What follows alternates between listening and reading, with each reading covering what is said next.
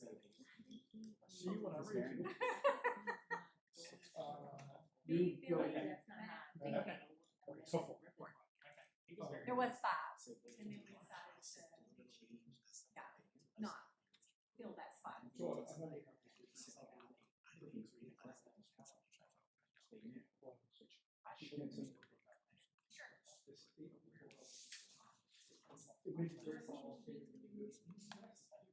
You know? Yeah. We do have 8 or 9 going to state contracts. Charles. So obviously local. Yeah, yeah. That's our big joint conference. So.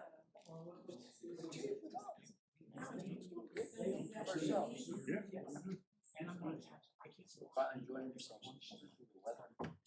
Much what we do, you know? Yeah. yeah, it's a dead end.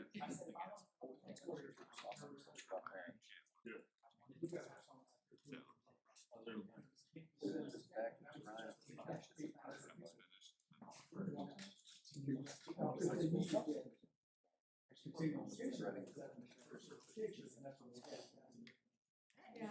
So I can approach the bench. Yes, you can go ahead.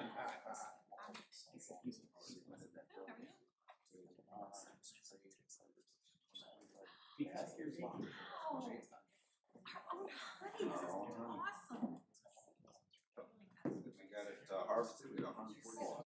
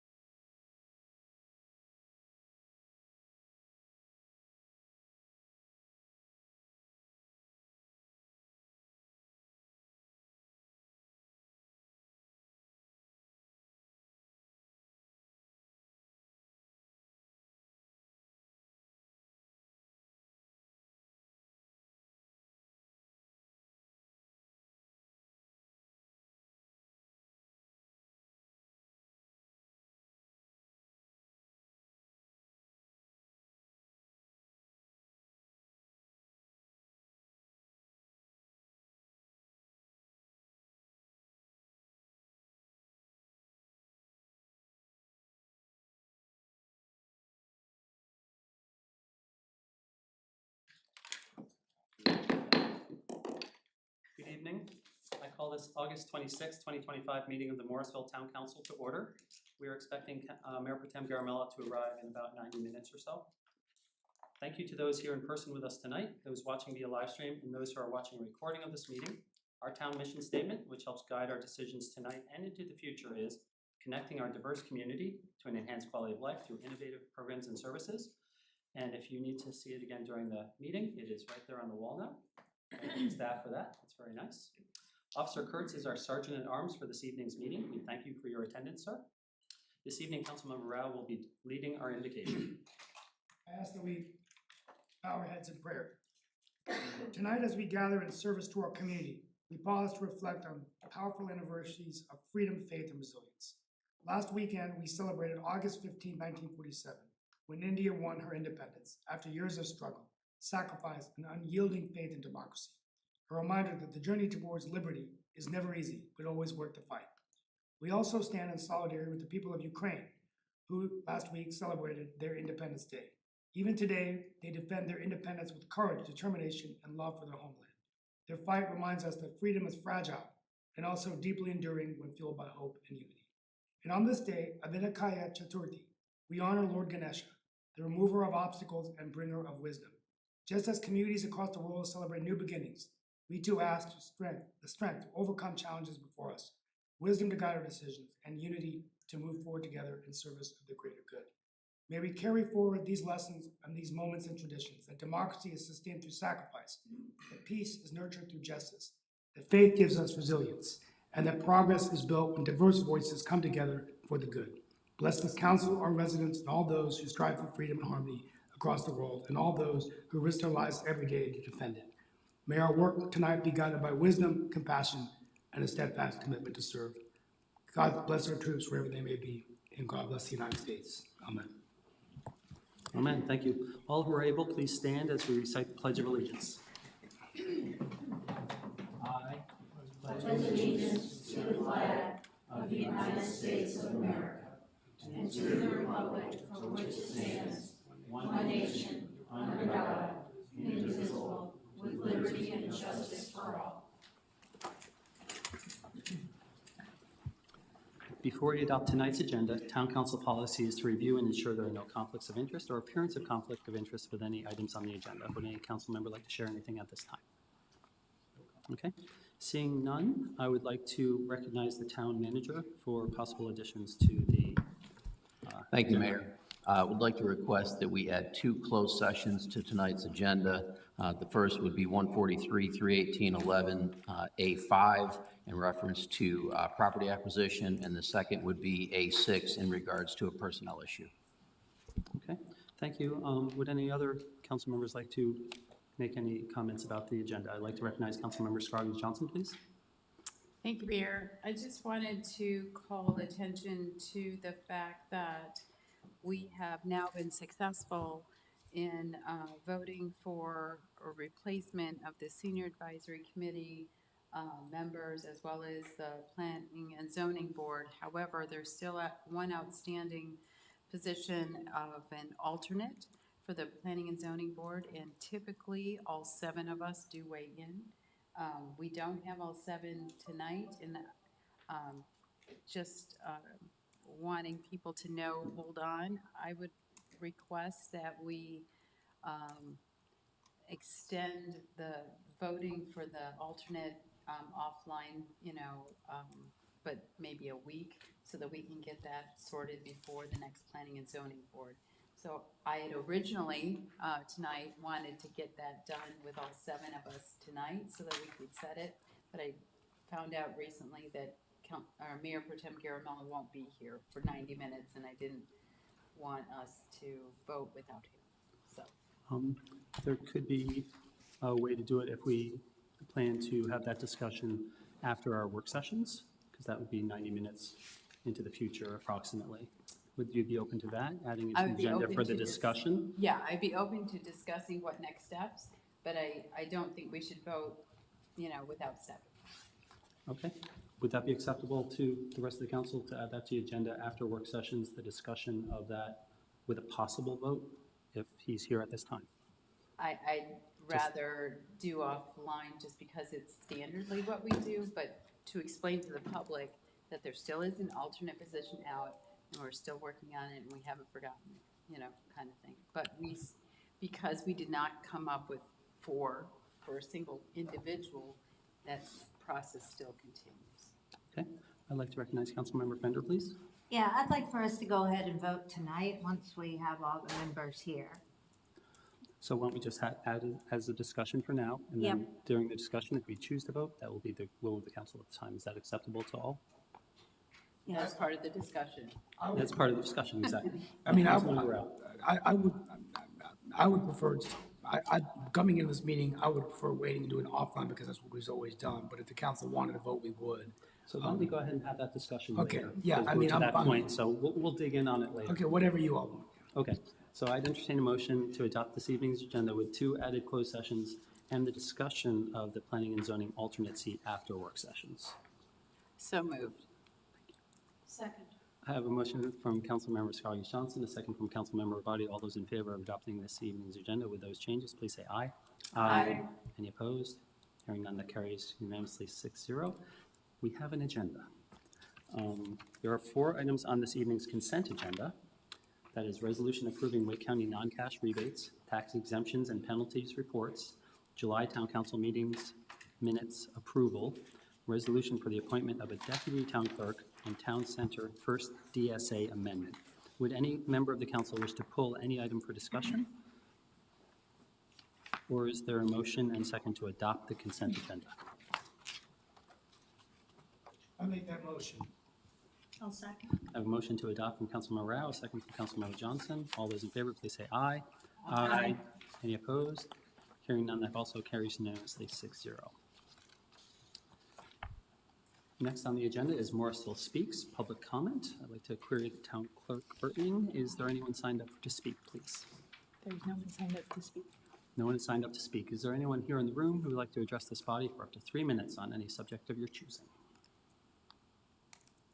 Okay, seeing none, we will simply say that as a reminder, we encourage the submission of written comments as they offer a valuable way for community members to share their feedback. To submit written comments, please email publicinput@morrisvillenc.gov. We have 1 new item scheduled this evening. We now invite David Hacker, HR Director, to the podium.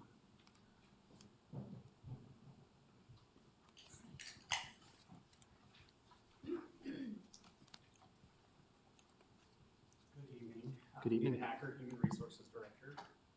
Before you, in your packets, I have 2 proposed additions or edits to the personnel policy manual. Microphone, please, sir. I heard myself. Is that better? Oh yeah, I definitely hear myself now. Good, thank you. So I'm going to start with, if you look in order of the red line document that you have, the first is for the introductory period. It's a small change with some language. The impact is a small change. The language is more profound if you look throughout the edits that you'll see in that policy. So rather than reading each of those to you, I'm going to give you just a synopsis and the reason for the change. So the proposed change is to clarify expectations for new hires, rehired employees, and promotions, especially in public safety roles.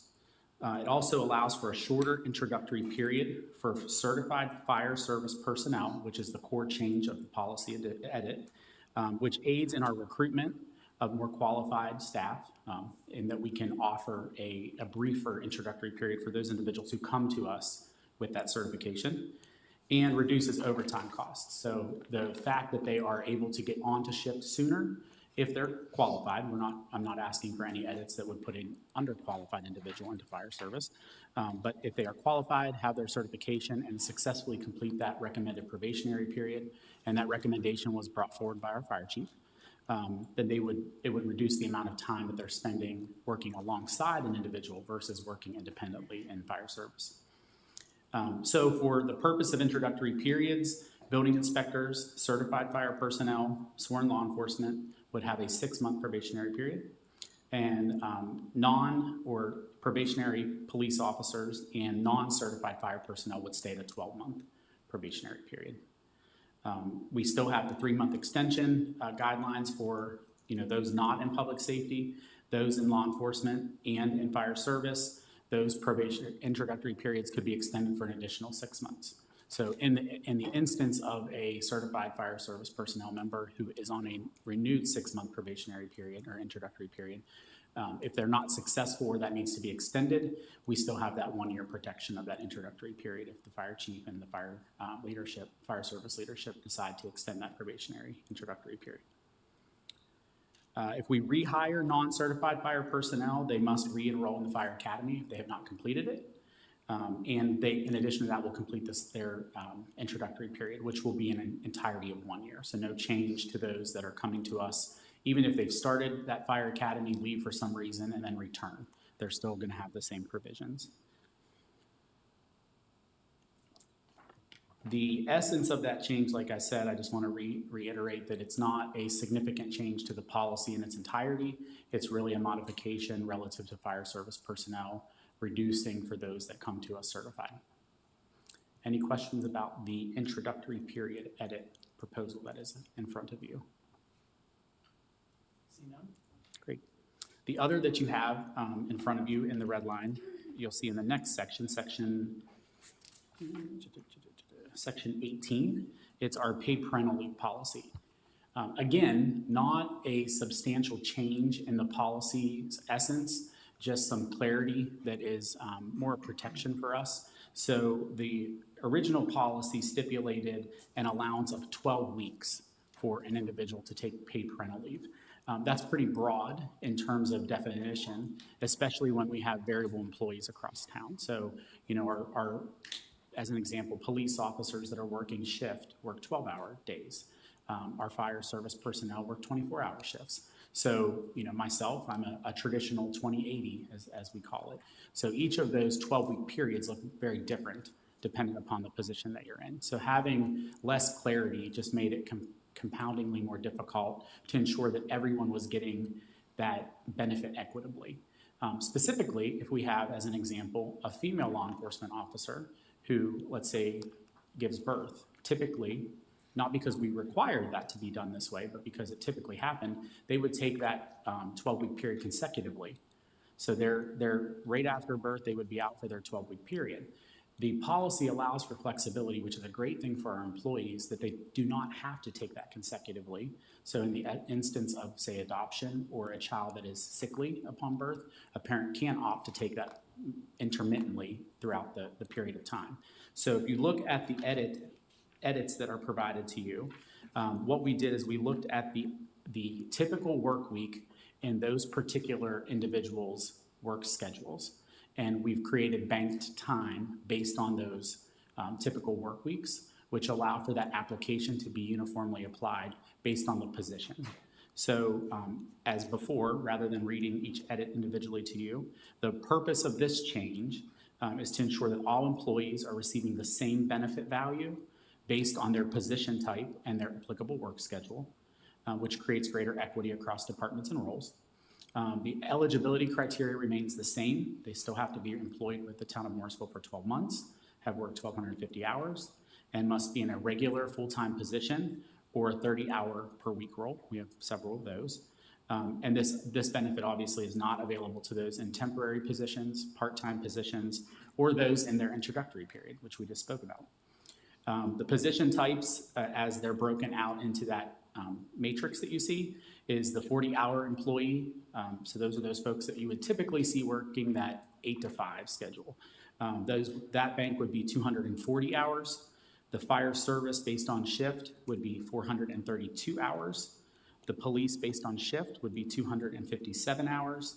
And then 30-hour employees are 180 hours. So it's just their percentage calculation of the full value of the 240 based on the 30% or 70% FT, excuse me. Usage guidelines remain the same, must be within 12 months of the qualifying event, so that's the birth and/or adoption. Can be taken continuously or in increments, so intermittent, as I mentioned before, which is a great benefit for instances in adoption. There are a lot of appointments that follow, or if a child is sickly and has medical appointments, the parent can utilize the paid parental leave for those types of supports. We keep the reimbursement clause, which is a financial protection for the town. Employees who leave The town employment within 12 months of using paid parental leave must reimburse the value of that leave. And they know that when they call into my office and look to this benefit, they are provided that, they sign knowing that, so that's very explicitly clear to them. Many of them talk to us about that impact. We've had folks ask us, if I return, but let's say I return in a different position, does it still count towards my service credit? The answer to that is yes. But we've had multiple discussions with employees, so it's very clear to them upon, asking for that benefit. Deductions are taken from accrued and vacation sick leave if they have it, and then the remainder is repaid via their payroll, their last check, as a secondary, and then finally, personal check or payment reimbursement to the town if neither of those avenues are available to them. In terms of coordination of benefit, there's no change in the proposed revisions. It still counts towards their 12-week FMLA, so that's a concurrent benefit. So if someone's out on FMLA, they could also be utilizing paid parental leave at that time if it's applicable, but that benefit runs concurrently. They can also use short-term disability if applicable for childbirth recovery. That is considered a temporary disability. And if they're out, it's treated similarly to if they are on FMLA, which aligns very well with the FMLA policy in the event that someone is coordinating that benefit with FMLA, in that if there is a holiday during the period that they are on paid parental leave, that bank of paid parental leave is not deducted, but they are awarded their holiday pay as if they would be if they were working. That is all of the changes, although they sound very robust and long. It's really just a matter of providing those banks. Administratively, it also adds some value to us. So right now, where managers are having to manually go in and put in this time on a time card that runs through payroll. So now what will happen is, just like their vacation accrual or sick accrual, if someone receives this benefit, someone from the HR team will go in and add this payroll code into their profile. They will go into our system and employee access and be able to request the days that they need to utilize this leave.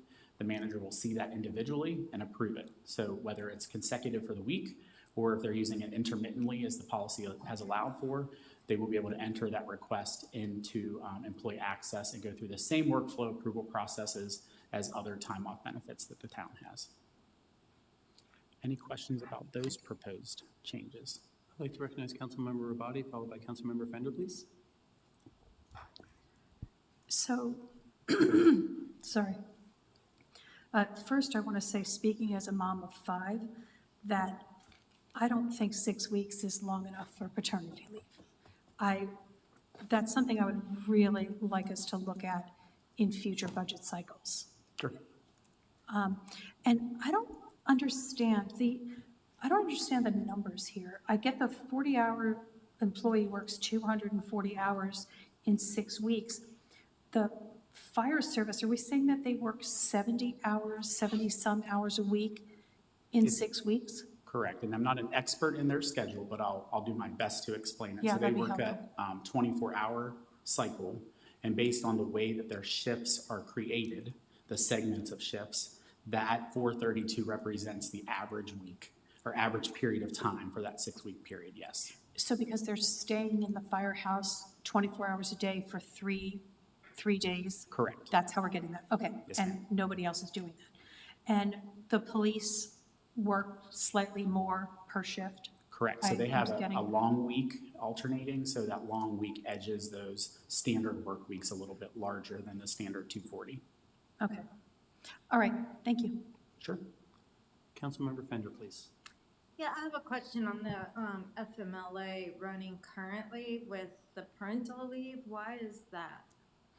FMLA is typically, if someone is eligible for FMLA, it typically runs concurrent with any other benefit. So But doesn't- FMLA isn't a paid benefit, so it protects their return to work, their exact position, their exact pay as a return to work benefit, but it doesn't provide them any pay. So allowing for those benefits, whether it's things like vacation use, sick use, or paid parental use, it allows for the pay to be issued to the employee. If they just take FMLA without a balance of any type of leave associated with that time, it would be unpaid. So before you guys had a parental leave policy, wouldn't a woman automatically get 6 weeks maternity pay? Not pay. So a woman who was who gave birth would be eligible to apply for FMLA. But under that FMLA policy, they would then they would either use sick leave, vacation accrual leave, or short-term disability if they had applied and had that. Do full-time individuals have short-term disability? If they elect it, yes. Okay. I guess I'm with Councilmember Robati. The 6 weeks for a woman after giving birth is not enough. I mean, that's pretty much minimum. And people, like women that can afford it, will pay for their additional 6 weeks so they can have 12 weeks. I don't see how, I mean, I understand, I think it's wonderful that the parental leave covers fathers as well and people that, for adopting, but I don't see how women are getting any sort of, they're just getting the minimum here with this policy. Sure, Something the women- value is applied universally, that is true.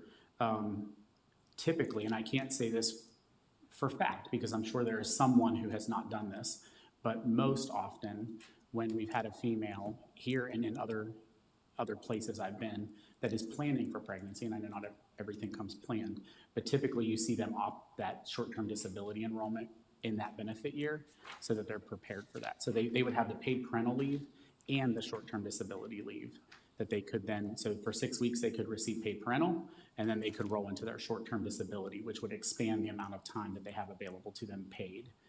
In addition to that, they can use their sick or vacation accrual as well. Okay, so you're saying they can do the short-term disability and the parental leave would not necessarily run concurrently? Those two things do not have to because they're paid. The only thing that is concurrent in terms of coordination of benefit is the FMLA portion. Okay. All right, thank you. Sure. Councilmember Scroggins Johnson, please. So I really appreciate the questions by Councilmember Rabati and Councilmember Fender. I was on the council when we first instituted the policy for paid parental leave, and we were the second community in the county to provide that benefit to both men and women. And it was not just for, it was for adoptions, and I think we also extended to foster children Correct. as Placement. well. Because a family is all different kinds of sizes and Sure. so forth. So we wanted to make sure that people were focused when they were here and they weren't worried, and that they had the, reinforcement that their pay would still be there, so they wouldn't have to make decisions that could harm them or their family. I do appreciate the complexity that, FMLA is a federal protection, not a paid benefit, but it is a national federal protection of 12 weeks for individuals that are over 12 months of service. But the pay does come from the town for the 6 weeks of paid parental leave, and disability would apply for people that are injured themselves or in this case, with a child, it could be a whole host of reasons. I would like to see if it's possible to look at an analysis of if this benefit, this paid benefit, would extend from a 6 weeks to a 12-week, what does that look like? Sure. Because I don't know what the financial impact is. I don't know what the current request by individuals for additional leave is. It's like, what is the whole framework that we are working in, and what's the value add?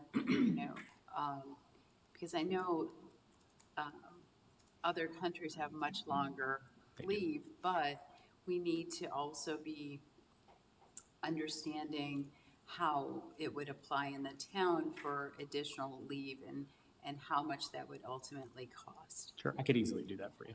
I think there would be a retention, benefit that might not be quantifiable, but it certainly is something that would be interesting to understand better. Sure. Thank you. I don't see any other questions at this time. We're scheduled to take action on this at our next meeting, September 9th. Does anyone have any other questions that would keep us from moving forward at that time? Okay, thank you very much for bringing that forward. Really appreciate it. We're now at future meetings, events, and resident involvement opportunities. Have one save the date to share. Our international festival will take place at Cedar Fork Community Center on Saturday, September 20th from 4 until 7 p.m. For a full listing of all our events, please see the town calendar at www.morrisvillenc.gov. Moving on to council comments, I will share first and will be followed by Councilmember Rabadi. I just want to share that I loved speaking to the Morrisville Elementary third graders last week to share my 4 favorite words. How can I help? Big thanks to Tiffany and our Econ Development Department and Christy and Wendy from the Chamber for the No Luncheon, Life Sciences Networking, and all the support for our business community that's been going on. Thanks to our Senior Center staff for a great Senior Center Carnival. I loved playing all of those games. Next is Councilmember Rabadi, followed by Councilmember Fender. No comments. Thank you, Mayor. Councilmember Fender, followed by Councilmember Rapp. I have no comments. Councilmember Rapp, followed by Councilmember Scroggins Johnson. Great senior celebration. It was really fun. And I want to thank the Chamber for hosting a great small business roundtable today that I attended. It was great to get some ideas about small businesses. And then final things, I attended the Digital Summit last week, hosted by Secretary Tina Piccioni. And very exciting. I know we're talking about technology today, but everyone around the state's very excited about what Morrisville is doing. So, but that's all I've got. Looking forward to a good meeting tonight. Thank you. Councilmember Scroggins Johnson, followed by Councilmember Johnson. Thank you, Mayor. Today, August 26th, is Women's Equality Day, and I'd like to share a little bit about that day with you. Women's Equality Day is celebrated in the United States on August 26th to commemorate the 1920 adoption of the 19th Amendment to the United States Constitution, which prohibits the states and the federal government from denying the right to vote to citizens of the United States on the basis of sex. It was first celebrated in 1971, designated by Congress in 1973, and is proclaimed each year by the United States President. Well, we hope so. So I would like to say that last week, it was last week, Councilmember Rabadi and I attended the Wake County League of Women Voters, where they had a celebration honoring women in public office. And it was really nice to see the amount of women that we have as leaders at the federal, state, county, and local level. It was a very inspiring event. We had a great speaker, and I'm very proud to be one of the many women on the council who, by the way, are the majority on the council. And I'm just thankful every day for the hard fight to vote and, of course, to serve. So thank you all. Councilmember Johnson. I have no comments tonight. All right. Town Manager Zudema, do you have any comments to share, sir? Just briefly, sir, just a couple of reminders. If you still have a work session pinned to your calendar for Thursday, you can pull that pin. That work session was canceled. Also, I'm pleased to share with you that we will be putting out more official information, but we will be breaking ground for the town center on September 24th. We will get information out about the specifics on time, but a very, very exciting day for the town to be able to put a shovel in the ground and see that project come out of that ground. So we're excited for that. Again, we'll get more information posted for the community and certainly invites to all of you. And I think that's what I've got, sir. Okay, sounds great. So at this time, we're going to relocate to the work session table for our work sessions. We're not going to take a break. We're just going to bring our stuff down. Staff will help us with our microphones. Now we're going to have 3 work sessions scheduled this evening. We're going to start off with Rick Ralph, Chief Information Officer, at the table with us. Thank you.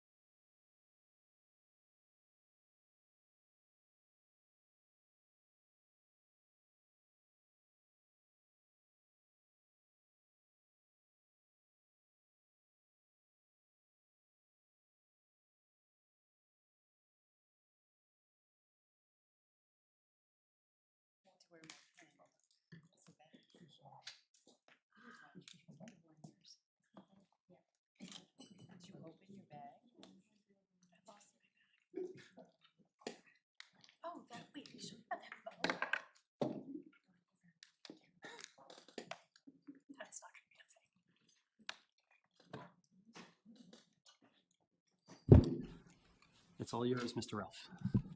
Awesome. Thank you, Mayor. Good evening, Mayor, members of council. We're excited to be here to talk about a new approach, a new way to engage with our community around innovation and technology. So I'll go ahead and start at the agenda. We'll kind of introduce what we're looking to do, talk about what this new approach is, where we see value in this new approach, the types of collaborators that will make up the different community engagement group as well as the subgroups. We'll talk about what those potential use cases are for the subgroups, and then we'll finish it with some next steps and reporting of how it will how we'll accomplish what we're trying to do. So before we get started, I do want to, again, express my gratitude and appreciation for the current members of the Smart City Steering Committee, as well as our past members. We've had a great group of individuals that have been very engaged, and we're very grateful for the time that they spend each month with us. And that being said, why are we here? What are we looking to do? And how are we going to accomplish that? So the first thing is, again, I mentioned our engaged members of the Smart City Steering Committee. We're addressing their feedback. So we heard from them, we listened. They came to us and asked for, is there a different way to engage with our community and with that group in particular? So Billy and I, he's our Smart City Program Manager and serves as our liaison. Him and I work closely together to develop what this new approach would be and how we would engage with our residents moving forward if council saw that it was a great approach and was willing to transition to this new method. So our goal, obviously, with this group and with our Smart City Steering Committee is to engage with our residents, our community, both business members of the community as well as our residents. And to allow them to contribute to the innovation process, to recognize the challenges they experience within our community, and start to develop technology initiatives to help alleviate some of those challenges. So a benefit of the new group, and we'll talk about what this broader group looks like as well as these subgroups here in just a minute. But it helps us engage with a broader array of individuals. Right now, we have 11 members at any given time within our Smart City Steering Committee. We'll talk about what that broader reach looks like. We believe that the new approach allows us to have an expanded and focused collaboration. We'll talk about the subgroups and how we can accomplish what we're looking to achieve.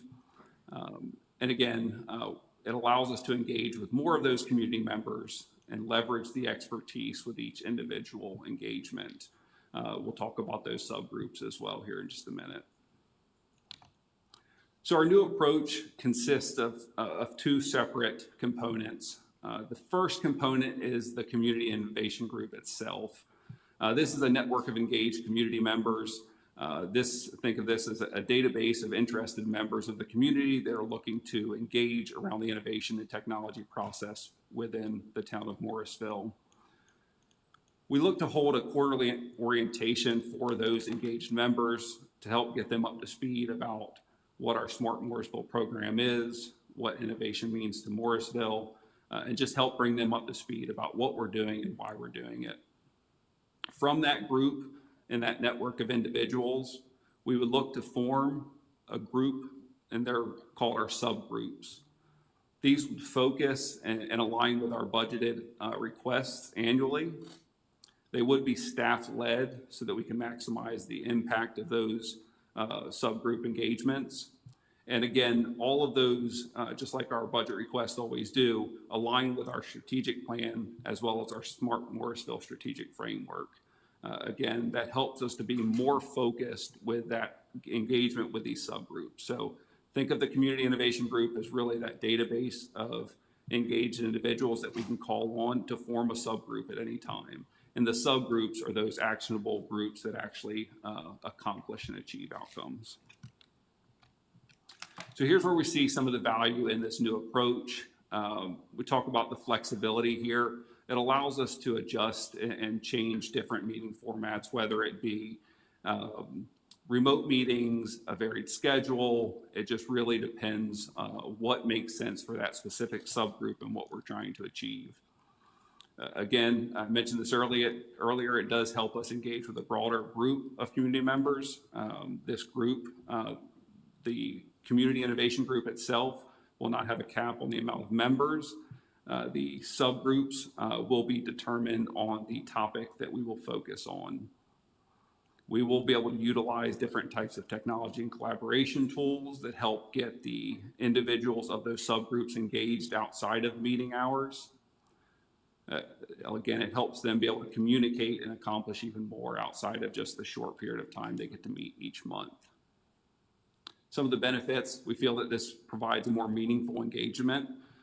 It allows us to better use staff time and the time of our residents. Again, I mentioned at the top of the presentation, we are grateful that they take time to serve on a committee, and we understand they have jobs and families, and they take their time to serve and help us. So we want to make the most out of that time. And with those subgroups I mentioned, we're going to have actionable outcomes. So we're going to identify what the use case is for those subgroups, why we want to engage, and then what those outcomes are. So here we'll talk about the types of collaborators. So these are the members of those subgroups. I want to first highlight the non-technical members. These are members of the community that would not necessarily have any kind of technical expertise. We see value in this because they're able to provide a lens from a non-technical perspective. They understand community challenges, and they can provide feedback on those initiatives from that non-technical perspective. Again, innovation and the technology initiatives that we deploy are for everyone, not just those members of our community that are more technical in nature. We will have technical members as well. These are your subject matter experts.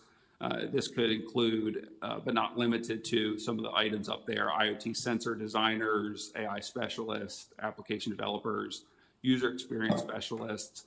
These are expertise that we would be looking for if we are engaging in certain aspects and what that actual function of the subgroup is. They would recommend technical solutions and evaluate those new and existing initiatives from a technical perspective. We feel that there's value in having both lenses, both the technical and non-technical lens. So here's where we'll talk about the potential subgroup use cases and what we would look to engage with. First, these are not everything. This isn't what we would necessarily do first. We would do some of these first, but it really depends on who we get involved, what their interest is, and what that initial outreach looks like. So the first thing is initiative planning. Again, this would align with our budgeted requests. So they would help conduct community outreach to evaluate what those challenges and opportunities are, so that we can then suggest feasible solutions, which would be our budget request, and go through the budget process. They would recommend priorities based on those solutions for future requests as well. Here you have the IoT sensor deployment. So this is actually the deployment of certain initiatives. One use case up there I have is our basketball court sensors. That is an approved budget request slotted to begin in April timeframe. We also have up there the sensor evaluation development from the Tata Leadership Academy. We're hosting that event on September 10th. We'll invite you there as well. Town Clerk Bertling will send out an invite, and we put that in news and notes. But based on what they've developed in their prototypes, we might form a subgroup about the evaluation and the deployment of those sensors and solutions as well. And then any other types of sensor deployment or initiatives that we develop and think would be a benefit to the community. Community education, this is a big component, something that the Smart City Steering Committee has helped us with in the past as well. This helps educate the community on what we're doing and why we're doing it, how it benefits them, It could be about the types of initiatives. It could be about what we're doing with data privacy and security. And this could be anything with creating educational content or organizing workshops and informational sessions. Again, this helps just build trust amongst our community, helps bring them along in the process and help them understand what exactly we are doing and how that translates to their lives. System evaluation and improvement. So when we initially deploy a system, we don't want to set it and forget it. We want to keep evaluating the successfulness and the impact of that initiative so that we can determine, are there areas for improvement? Is there a user experience improvement that we can make? And how can we optimize that overall performance? Again, just helps us make the most of that budgeted and the funded initiatives that we've deployed, help them be even better. It's an iterative process, as with anything in innovation is. Data analysis insights. This could be analyzing collected data from these IoT systems that have been deployed, helping us be more data driven, utilize the open data platform and data analytics to provide those valuable insights that we might not necessarily see from a staff standpoint, that they can help us evaluate from a community standpoint as well. Help us, again, this really helps us drive that continuous improvement by analyzing that data and, again, making those data-driven decisions. So here we want to finalize and finish with kind of how are we and the group are going to be held accountable. So one thing we want to do is with each subgroup engagement, we want to develop an after-action report. The reason we want to do that is, one, it ensures transparency and accountability. What are we doing with these groups? What are those outcomes? With this report, we would incorporate the subgroup members' feedback. So we would include that as well. And that would develop the contents of the report. What were we trying to accomplish with this subgroup? What are those objectives? What are the outcomes actually achieved? What did we do within that subgroup during that initial period of time? And that short-term focused engagement could be 4 weeks, 6 weeks. It just really depends on the content of the subgroup and how we would engage with those individuals. We would talk about any challenges that we faced with that subgroup as far as achieving those outcomes, how we overcame them, and then any recommendations for improvements. Again, the benefit of that, it helps us to keep evaluating and iterate on this process. Innovation is an iterative approach to help us continue to get better and adopt different practices, what worked, what didn't, what can we change. So want to highlight here, and again, we've got just a couple slides and we'll open it. I know we've got some questions. We're going to hold those just for a couple more slides and then we can start that discussion and answer any questions that you all have. But just a reminder again, this will align with our budgeted request to ensure that financial feasibility. Instead of just talking about certain initiatives, we want to be able to actually implement those. So if we align that with budgeted requests, we have funding to actually achieve certain outcomes with these subgroups. We want to harness the expertise of these subject matter experts. We have a lot of individuals that are interested in engaging in the innovation process. During Morrisville, we had a giveaway that we did, and they had to fill out their contact information where we did a random drawing. And we did have a question on there that just asked if they would be interested in learning more about how they can potentially contribute to the innovation process in the future. We had 75 responses to that survey, and of those 75, 63 said that they would be interested in learning more and being engaged in the innovation process within the town of Morrisville. So we've got a lot of engagement there, a lot of interested folks, and we feel like we could leverage that, leverage those subject matter experts and those non-technical community members as well. Again, this helps us promote that community engagement. It fosters a sense of ownership and participation. Again, when they see the value and those outcomes achieved, they really are community champions for these types of initiatives and budgeted requests. And it helps, again, ensure those effective and secure initiatives, making sure that we're held accountable as well for staff. So here is the staff recommendation. Again, our recommendation to move forward with this community innovation group. This is kind of the try it before you buy it, allow us 18 months. So in order to do that and allow our current committee members to be involved and engaged, we would ask that the current Smart City Steering Committee be dissolved so that those current members can participate in the community innovation group. Allow staff to pilot this group for 18 months. Again, nothing is set in stone. It does allow us to kind of see if this is impactful. This is something new. We've not seen this this kind of group be deployed anywhere else. So again, it's going to take us some time. So we ask for 18 months. We will evaluate that impact and provide those reports, again, to provide that transparency to showcase how effective these subgroups in this overall community innovation group has been. After that 18-month evaluation, we'll have two options. Whether we continue with that community innovation group, have we seen the value and impact that we are thinking we will, or we can bring back the committee if we did not see the impact that we had initially thought.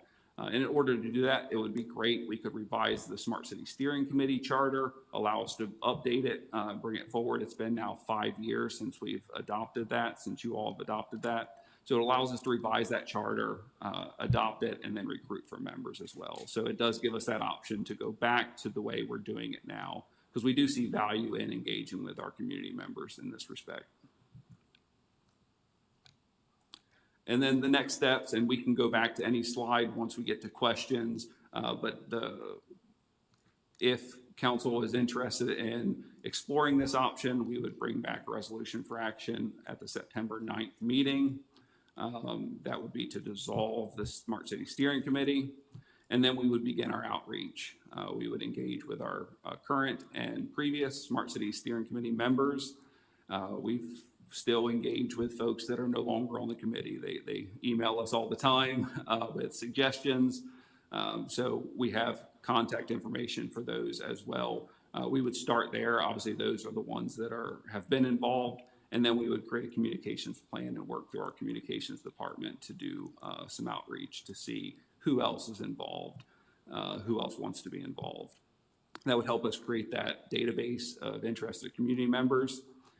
And then host that first in-person orientation, again, helping them come up to speed with what our innovation program is, what is a smart city, what have we done this far, and then where we're going from here. Once we do that, we would form the first subgroup based on that initial interest and based on our initial needs. And then we would evaluate the effectiveness over the next 12 to 18 months. So that's all we have here. I'm happy to go back to any slides. I know we've got a couple members that have questions as of now. So if you want, Councilmember Scroggins Johnson. Thank you. I put mine up really early because I wanted to be first. Isn't that Absolutely. awesome? I like Okay. that. Very good. Okay, first of all, I'd like to say this is very cutting edge and interesting, because there's so many things that we want to do with our smart city, you know, innovation and getting as much engagement as we can. We have such a big talent pool at all age levels and all levels of experience with technology, and some that are just curious about technology. So I think this is a way of increasing public engagement where smart cities was a little bit more structured, and most importantly, because of the way that we do structure our citizen advisory committees with the attendance rules and the face-to-face requirement, it didn't lend itself as much to the technology. So I think this is part of the problem that you were trying to solve, is increasing public engagement while allowing those opportunities for sharing knowledge where the people were. Right? With that said, I'm going to dig in a little because you did such a good job. I like that. It's not a criticism, but I am going to give you some things to consider as you're approaching this challenge. First of all, when we appoint citizen advisory committees by the council, there is a charter for each one of those committees where both the public and the council have an agreement of what's expected of them, what kind of scope, what is the frequency of those meetings typically, and what are the kind of ways of working. With this innovation, I would like to see a proposed charter for this group. I know that you talked about reports, but I need to see proactively what this is in more of a formal document. It can be at that top level, not, and then allowing you that flexibility of a topic, right? So this is our program of work. This is the level of involvement. With that said, I would like to know if these meetings are considered public. So if I sign up for a topic, is that topic a public meeting or not? With our citizen advisory committee meetings, those are public. Anybody who's interested in the agendas that are published can participate or listen. So how does that work? You don't have to answer right now, but these are just things that are coming to mind about how we do things now, how we proactively set ourselves up for success. In the past, the town of Morrisville had a special committee with a limited time frame. It's called the Blue Ribbon Committee, and it focused on traffic issues throughout the town. And their goal was to identify options for the transportation plan. So they were sunset in about 18 months. They had their output, and it was really good. They did not need to continue at that point in time. So I see a similar kind of thing where you have a charter, you have some scope, but you don't have to be so granular. Allow yourself some flexibility and grace. But the rules of engagement for this initiative is important to the public. How do they sign up? How do they know what the topics are? What are the expectations of participation? What if they sign up and they never show up? You know, what are you gonna do? I mean, we deal with that right now with our Citizen Advisory Committee members, and we really appreciate engagement from the public. We really like the feedback, and you do too, and that's what you wanna do. You wanna keep that enthusiasm and focus. Some people just sign up and they don't always come like they had anticipated. Life happens, and it's good intentions, and there are some sidetracks. So who leads these subtopics? Is it a member of staff? Would you be appointing a lead? Would you be doing some sort of sub-charter, like you have your master charter? And then I would think you would have small charters for each topic so people could sign up because they would know this is what you're going to talk about. This is for 2 meetings. This is for 6 months. You know, that way they know the level of commitment that they feel comfortable supporting.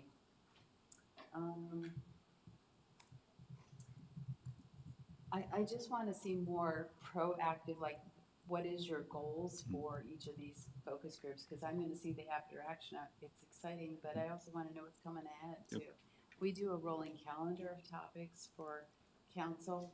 Maybe there's a rolling calendar of subtopics, you know, analogous to that.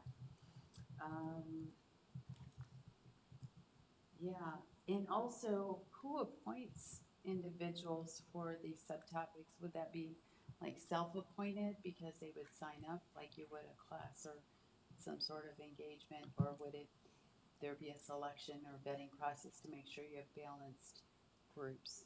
There will be. So I'll answer a couple of those questions. So it will be staff-led, and we do have kind of a framework, and it'll be formalized on kind of what we're looking to accomplish with the group and these subgroups. We're avoiding calling it a charter necessarily, just so we're not appointing this as a public body, but it's a framework of how this group will be engaged and what these subgroups will look like. And we will have that going into it. So anyone's welcome to sign up for the Community Innovation Group. Say, hey, I'm interested in being involved at some point. You can call on me when the time comes.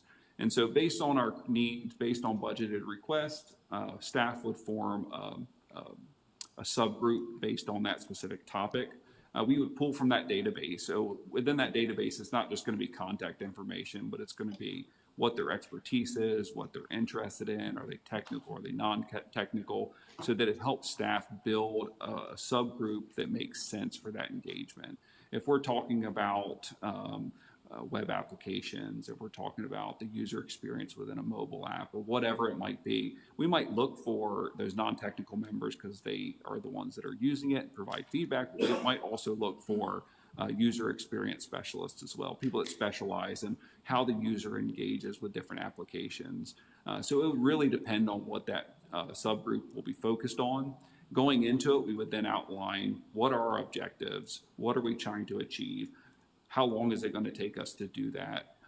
And based on all the feedback we've gotten so far, those short-term focused engagements are what our residents are excited about. Again, it helps them see actual outcomes and say, okay, I'm engaging and this is what I get from my engagement. They've been very interested in seeing what that looks like. And I think that they can see it a lot sooner than whether it's a 2-year commitment on a committee. They can see, okay, I'm a part of this subgroup. This is what we're trying to achieve, and this is what we have achieved after that. So that's kind of our approach at this stage, and we will develop that as we go. And my assumption is that obviously we're going to start slow. We're going to go with one subgroup, and my assumption is that there could be a couple subgroups going at any given time, and we would adjust accordingly. So it really depends on how this first subgroup goes, what this feedback we get. Are people engaged? Are they not showing up? What does that look like? It's going to really help us drive that. And that's why we think 18 months is really a good opportunity to help us start a subgroup, evaluate, pivot, start another subgroup, and kind of see what that looks like over time. So that's really super helpful. I wasn't quite done. Oh, Is that okay? yeah. What? Oh, Lori, hi. Hi. I believe that you just mentioned this, but for purposes of discussion, I just want to remind the town council that if this is in fact a chartered committee, that does come with some public body obligations that you would not otherwise have, just for your So the consumption. term charter Is a problem. reflects certain obligations. It does. Okay. I just use it in my everyday breathing. So I of course, thank you for that clarification. So what I think would be helpful for me when you bring it back, the next meeting, is to provide a timeline of, proposed timeline to dissolve the SMART committee, and then when you would do recruitment, when you would kick off, and then your first subtopic. And just so we understand a little bit more about the timing, because 18 months goes by very quickly, which is why you asked for 18 months. And it would be helpful to kind of understand where there's certain time points that we can kind of nudge you along and ask you questions as you continue the journey. Because if it's not a public meeting, there's not as much visibility other than the after action reports. Right. And we will, so we'll provide a couple different use cases and what the timeline looks like for our initial outreach. We might not have exactly what that first subgroup is. We might have a couple options just because it really depends on that initial interest. So if we get a lot of technical folks, we might focus on a more technical topic for the subgroup. It really depends on that interest as well. Obviously, we anticipate having a good group, and we have a lot of folks that currently serve and have served on the committee that we kind of know are interested. So it just really depends on that as well. Thank you. Thank you. That's all. I think Councilmember Rob Body was next. Thank you. So I think this is a great idea. I've always felt that it's a credit to the Smart City Committee that they managed to get anything done, meeting once a month. I mean, by the time you've met and then you're meeting again, technology has outpaced you in some, especially in the AI use cases that you were talking about. So 18 months goes by quickly, but I still think that 18 months is a long time to evaluate a program like this, because what you're essentially suggesting is groups of, it's like agile work groups where you meet on a topic for 3 months, 6 months, you get some output down, and then you move on. So let me just make sure that I understand what we would be seeing in the interim in that 18 months. So are these the reports that you're planning to do? Are they at the end of each project we're going to see one? Are we going to get a monthly update? I would prefer to get some kind of visibility into what the group is doing and how it's going on a regular basis.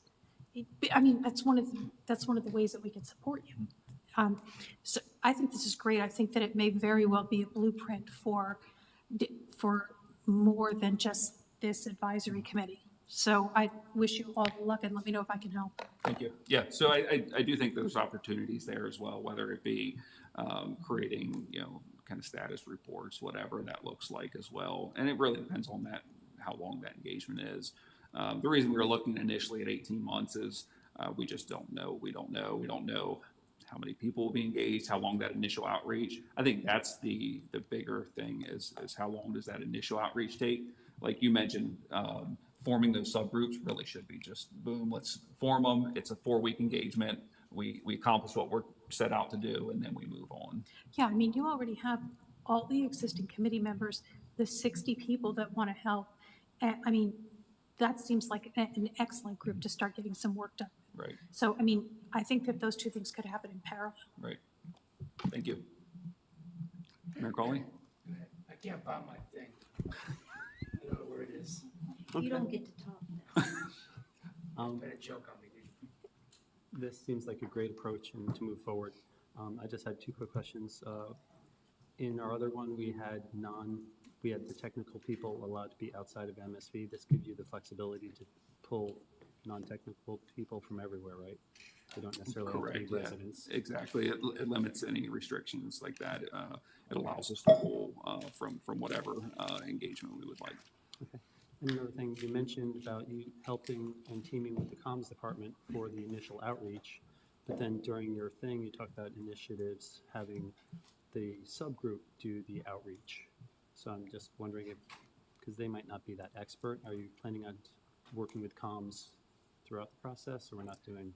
We would, yeah. So, Okay. We've done this similarly with our Smart City Steering Committee. They've helped us develop scripts and outreach videos, and we've worked through the communications department to help put those together as well. So we will continually engage with them to help with that certain aspect. Yeah, that's great, because you've been doing that at events where people are, so that's Right. been working really well. At this time, I'd like to recognize that Mayor Pro Tem Garamella has joined us. Give you a quick opportunity. Is there appearance of conflict with any items on the agenda? No. Okay. Those are all my questions. Okay. Councilmember Johnson and then Councilmember Fender.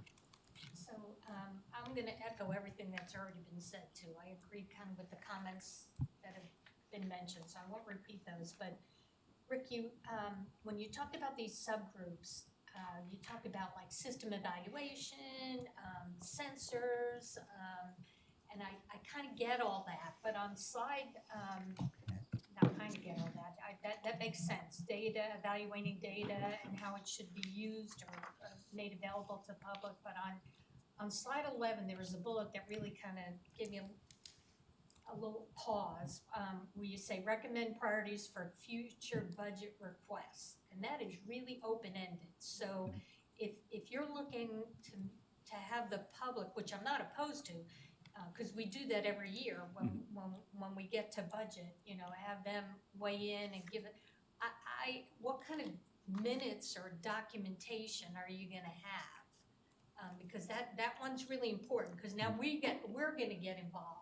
That's a topic that is near and dear to all our hearts, the 7 of us. So so that, I don't know what you mean by that bullet and how all encompassing it is. Absolutely. So I'll clarify. This is really just maybe an outcome from this initiative planning. It helps staff identify what those priorities are based on the challenges that were discussed in that group. So they're going to help us understand what their challenges are, what's a priority. Obviously, there's going to be multiple challenges that we may be able to address with technology, but really what are those priorities that helps us to align budget request accordingly. We're not going to be able to obviously fund everything that we want to do or that's beneficial. So we want to make sure that we are aligning with their priorities based on the challenges they experience. And again, that helps us focus what those requests are, short-term, midterm, and long-term.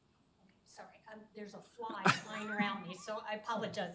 No worries. So you're Councilmember talking more Johnson. about IT, the IT department's Correct. budget? Councilmember Johnson, your microphone.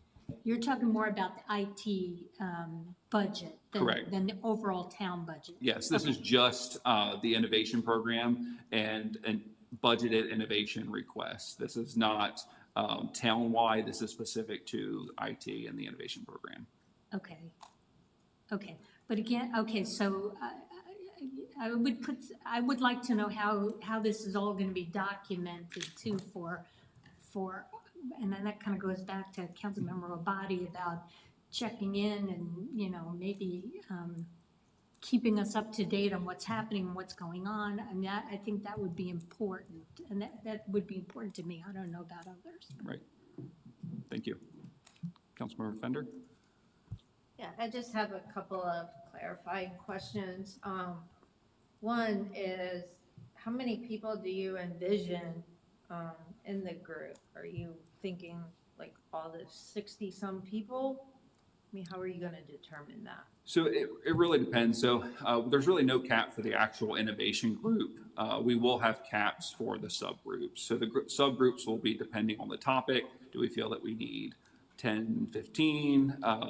How would we engage with that group? So those depend on the topic, but the actual community innovation group itself, which is really that broad network database of individuals, there's really no cap. So that we can call on individuals. And we would do that outreach. So let's say we've got a database of 100 individuals that are interested in participating in some level. We form our first subgroup and we need 10 individuals to help us out, some technical, some non-technical. We would reach out to those that we would pull from the database. We would say, are you interested in serving on this subgroup? If they are, we would engage for that period of time, and then we would go from there. So those subgroups would have the limits. So who determines who would be on that subgroup? Staff would. Okay. And then how often do you envision that you would be meeting within that subgroup? So those could determine or depend on the topic as well. So we might have, let's say it's a 6-week group, we might meet a couple times a week. We see value in in-person meetings as well, so we would have some in person, but we could see virtual meetings, and some wouldn't be meetings at all. It could be utilizing collaboration tools to communicate outside of meetings. Again, it helps us with this approach have a little more flexibility so that we can do things differently than we have. So that would be our goal, was that it really depends. We would just set those objectives and those outcomes and the time period in which we hope to achieve those. I mean, could we foresee one getting extended? Let's see, we're seeing good progress, but we're not quite there. We might want to extend it a couple weeks and outline some of that as well. So it really depends, and we're going to be flexible. So a couple of people have mentioned about whether these meetings would be public or not. I would think that would be the default, that these groups would be accessible to the public in some way, either being able to call on the Zoom call or at least being able to see your meeting minutes or your action item reports. But if you're not meeting and you're just collaborating, I don't know how you can make that public. So I think there needs to be some consideration there. Correct. Yeah. So we probably will take minutes of these groups. Everything that this group discusses, because it is town business, will be subject to public records. So all of that will be public, whatever is done, whether it's the minutes, what's discussed, the collaboration behind the scenes. So definitely, and I think this really goes with what we've heard here with some of the status reports, having those available, some way to be able to report that out at different intervals, not just at the after action report, which we believe will be helpful, but it does help you all, helps the rest of the community understand what that group is doing and when they're doing it. Thank you. Thank you. And I think Councilmember Rao, you had something as well. Yeah, I mean, first of all, I think this is a great idea. I just want to clarify a few things. So the purpose of this is really to bring in the citizen stakeholders who can help leverage the fast pace of innovation to bring ideas, number one, in these different areas. So one would be obviously AI, smart government, sustainability could be another area. So these different work groups would bring in residents that would be able to give ideas of what we could be doing, to extend the success we've had. And we've always talked about this because it's moving so fast, someone may have a great idea. Well, how would it be, would it also be, there are two questions I have. Number one, would there also be opportunities for companies or, companies to pilot their programs, creating kind of a sandbox where they could come in and I have this idea and do that. And then if it was good, then you'd have to do an RFP to figure out. So that's one question is, would this make it easier for you all to, find vendors and partners that might be able to help you do things? And that's kind of how you've been doing smart cities, right? So number one, that's question number one. Question two is, would this also be a startup and economic development component to it? Like, in other words, like with Riot, which is Raleigh, he's had a lot of success creating an organization that's really now having work groups, having incubators, having all these things. So do you see that this innovation work group kind of lending itself to partnering with those organizations to do that kind of stuff? I think there's a component. So really, we're still on this initiative planning. I think that really helps us as we start to evaluate these challenges. We start to also evaluate the technologies that might help us address those challenges. And that's where we would bring in, technology vendors that would be beneficial to help us pilot. It's very similarly to what we've done in the past to help us, again, find technology and implement it effectively. For the other piece, this could be, again, business members of the community. It could range from the different types of collaborators that we have. We have heard from members in the past that are no longer on the committee because they couldn't fulfill that commitment. And they've asked, are there any opportunities for more shorter term engagements? And I think that's where we'll see the success is folks that might not be able to invest long term, they can invest in a subgroup where we're meeting for 6 weeks to be able to accomplish a certain objective. Okay, yeah, because I mean, I know with North Carolina, they have like an AI secretary, and they're going to be having a sandbox or like where people can come in and pilot. But I think there needs to be structure to it in terms of just like, this is the problem we're trying to solve. This is what the work group recommends. So I think as long as there's structure that enables people to offer their ideas, but but I guess you're going to come back to us with some of those details. Right. Okay. Well, great work. I mean, thank you guys so much. You really put yourself on the map on the great work you've done.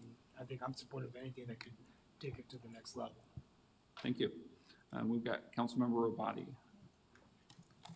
I just want to make sure, are we bumping up against any kind of time box here? Okay. So I just wanted to say that because you mentioned that people could come from anywhere and, we can get people from Cary and et cetera, I really strongly feel that the members of the subcommittees, the members that are going to be doing the work, I really feel like they should be either living or working in Morrisville. I mean, if there's some type of specialized expertise that we don't have in town, then Right. Of course that's one thing. But I don't, I would not like for this to turn into, people from surrounding municipalities weighing in on what's best for Morrisville. And that's where our initial thought was with the different types of engagement. So obviously our primary lookout is for Morrisville residents and businesses, but there will be times in which we don't have an expertise on that group that we would need to engage, whether it's with a business community nearby or someone else. So that's kind of the primary focus. Okay. Sorry.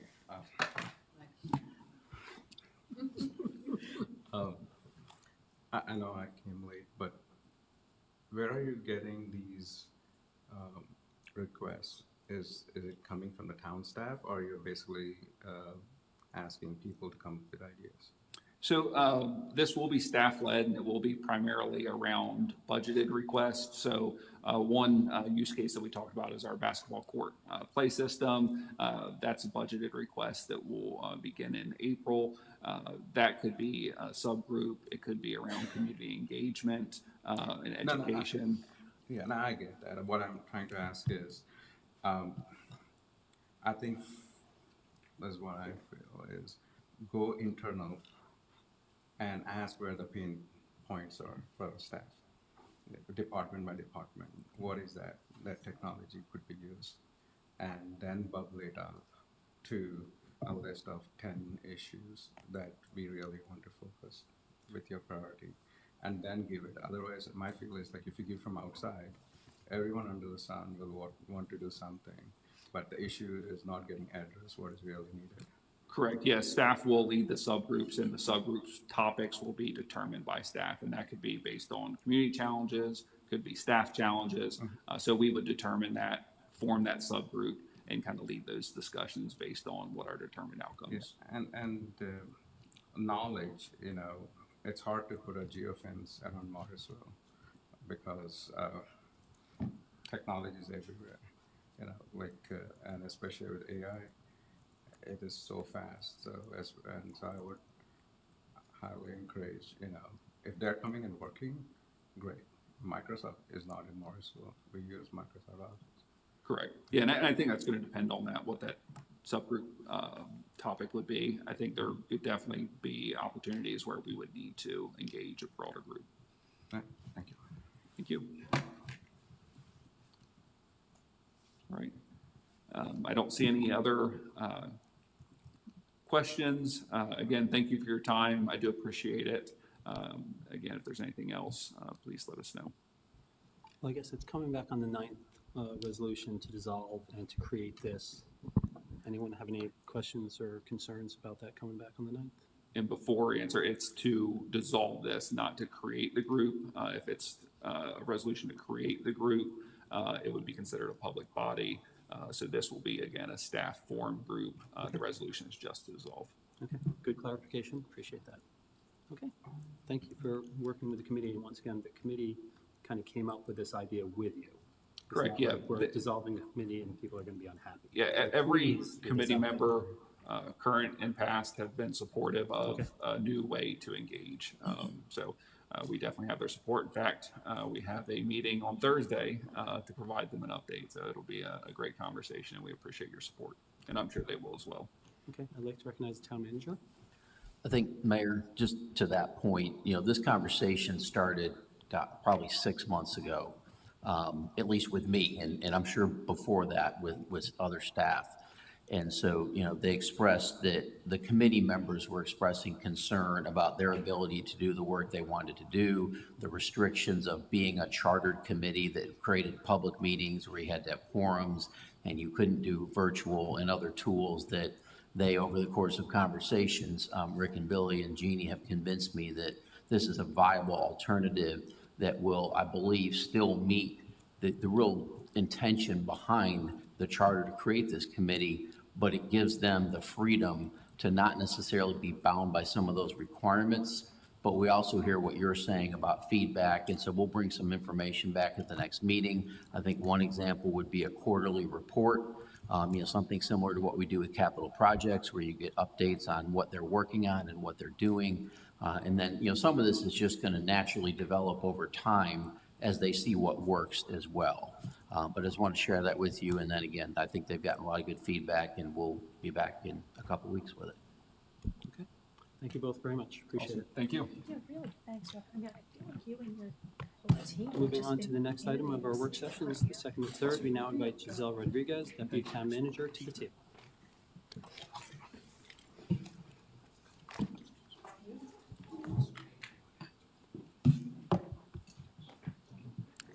Good evening, and good to see you all. So this should be fairly simple, I think. We had no new roundtable items submitted for review tonight. All I have for you is a summary of previously submitted items. So that has been included with your agenda, and I will be glad to entertain any questions that you may have on any of those updates.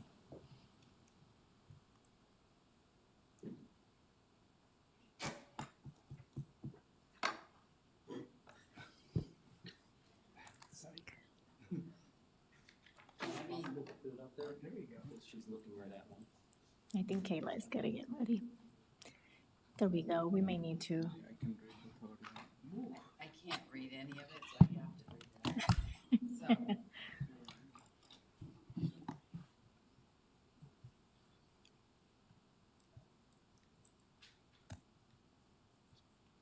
I have one question. I have Councilmember Scroggins Johnson first. I played the game. So I see that the August 25th update on the roundtable item related to Morrisville Carpenter Road, and the request was to get more information about the price that it would, the price for trees and shrubs in the median, just similar to the current Morrisville Parkway or McCrimmon, so that traffic calming could be improved, as this seems to be, even despite all of our best efforts with signals and crosswalks, there's still a speeding issue along this roadway. And the update is that there are still efforts by staff to rebid the project. And is there a timeline to rebid? Because I know it takes a while to make sure that you're setting things up and there's an RFP and so forth. So right now what we are doing is we are reducing the scope, because what we realized is that the project was coming with a bit double the budget because the scope was too broad. So what we are doing is we are adjusting that scope to then make the project more attractive for bidders that will be interested in bidding, and then that will increase the competition and hopefully reduce the prices. That effort is going on right now. I would suspect that we will probably be putting it out for bid over the next month or so, to see what kind of interest we receive. Great, thank you. You're welcome. Councilmember Rao? Yeah, I just want a question about, I forgot to, I wasn't able to submit my item on time. So when is the next, and you probably already indicated, when is the next roundtable? So we will include that in the rolling calendar. It will be in the next quarter. So it more than likely will be around October. We try to do it every other month, so more than likely it'll be October. Okay. Councilmember, Mayor Pro Tem Garamella? Yeah, not a request, but just going over this Morrisville Carpenter. A lot of people have been not happy in terms of getting tickets on Morrisville Carpenter, and the one thing they're saying is, you have a 4-lane road and you want to restrict it to 35. So I don't have an answer for that, but you know, that's one of the things people are talking. So the whole idea is to flush the traffic out, and by reducing it, I don't know why it was done DOT, I don't know, but a lot of people who get tickets are coming in. Maybe they should slow down. I actually have a response to that. This Morrisville Carpenter is a state road, just like Morrisville Parkway and McCrimmon. The speed limit of 35 has been in place for well over 15 years. Decades. Mm-hmm. And Morrisville Parkway is actually 35 as well. So we never reduced the speed limit to 35. It has been that way. And originally it was actually 25, 20 years ago. So we've increased it to 35. And I understand the 4-lane concern, but the way that those roads, you know, are rated by the state, 35 is the valid speed limit. And that's why for safety reasons, if we add vegetation and trees, people will have a different frame of understanding of what that road is intended to be. And right now, it does seem like it's inconsistent with the way that it is appearing. So I thank you for that feedback, but I don't want to have a misunderstanding that people think that we just lowered it when we improved it. So, thank you. Thank you. I have Councilmember Rabati. So I would really like to see some type of new plan, because if what we're proposing is vegetation to the level that we have along, for example, Morrisville Parkway, it has not been my experience that has resulted in significant traffic calming or in anyone obeying the 35-mile-an-hour speed limit. So whether it's more vegetation or different kinds of vegetation or whatever the situation is, I just want to be careful about making what we have existing on Morrisville Parkway the standard for what we're going to do here. What I would add to that is, so the intent of adding landscaping to Morrisville Carpenter Road was primarily related to the aesthetics and the character of the corridor. It adds a whole different character when you add vegetation along the corridor from a beautification standpoint. There is a lot of study that says that when you add vegetation, it creates some sense of narrowing of the space where you are driving through that will tend to produce some traffic calming, but that does not necessarily mean that it controls the behavior. There are other aspects of traffic calming as well. So the intent of doing the landscaping along the corridor was not just primarily for traffic calming, but just the beautification aspect. Right, I understand that, but the purpose of this item is specifically to reduce speeding. So that's why I'm saying, I think that, as you say, the intent of Morrisville Parkway vegetation was beautification, but this is going to have to be developed differently if it's going to result in actual behavior changes. Thank you. Any other questions, Councilmember Pender? Yeah, I have a question on a different item. Okay. The one about adding educational signs along our greenways. It was an item that was suggested by the mayor. Just reading the update, I'm surprised that, I mean, the cost is only $15,000 to $20,000, but we're saying we have to wait till fiscal year 27 to do anything with that. I mean, I know numerous times for, things of expenditures have come up and we've found a way to pay for them, whether it's the fund balance or from another part of the budget that hasn't been spent. With this only being 15 to 20,000 and I think it's a small thing, but could create a very positive impact. I don't know why we couldn't go ahead and do it sooner. I hear you. So it's $15,000 to $20,000 just the sign itself. So it wouldn't include the installation and the labor to be able to put it in. And we will identify different avenues to try to get the labor and the installation in. We could take a look at it. Now, the design of the signs will still take a few months to be able to get the design. Staff has identified location and they will put together the designs to be able to get those produced and then get the signs produced. So it will still be, we will be getting closer to the next budget anyway, even if we were to identify a financial method to get this accomplished. But we could definitely take a look internally to see how this looks like. One other thing I would say is the Crabtree Nature Park project does not have any funding in it. So we would definitely have to look to see if there's any other opportunities in any other project that may allow this to occur.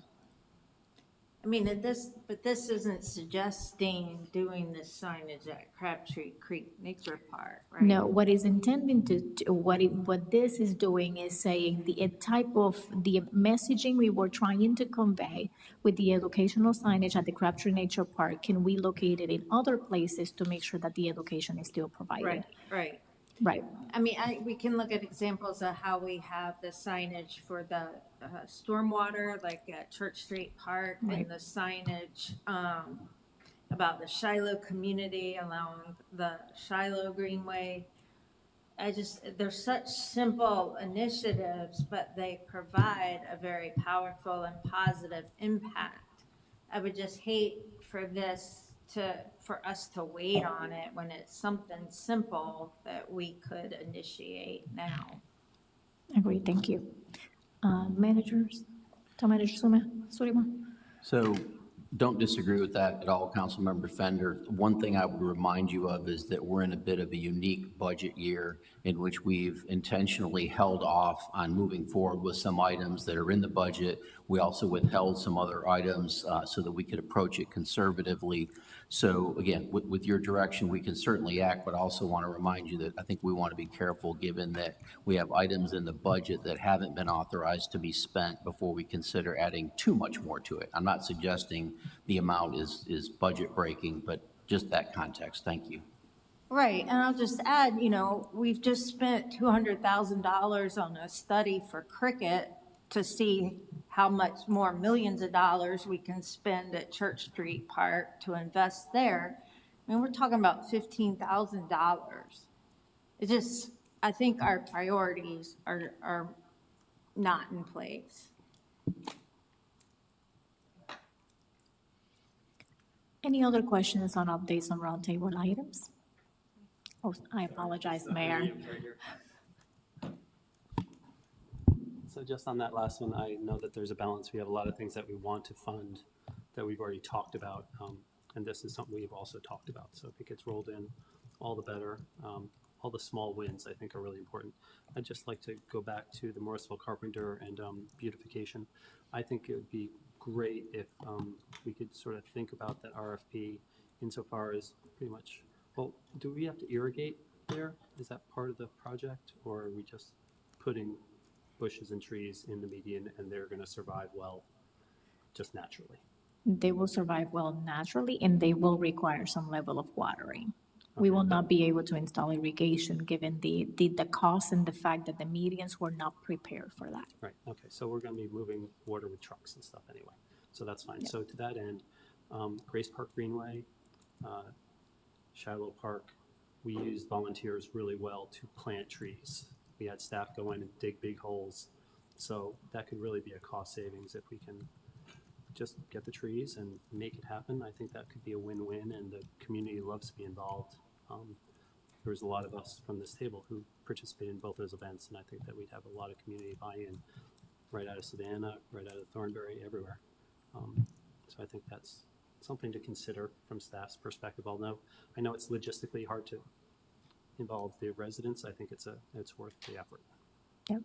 And given that it is an NCDOT road, the traffic control component becomes really important, right? So we usually try not to put volunteers in the right of way because of the safety threat that it poses every time you put volunteers in that scenario. So when we have done the volunteer opportunities to plant trees, they have primarily been inside the parks or in the greenways where they are not exposed to that level of danger. So not a deal breaker, but something to really consider. Thank you. Thank you. I see no more questions, so thank you. And I will work on adding the next roundtable to the rolling calendar, and it will be added potentially in October. Okay, perfect. Thank you. Okay, 2/3 done with the work sessions. Let's go ahead and invite Brandon Zudema, our town manager, to the table for our next one, please.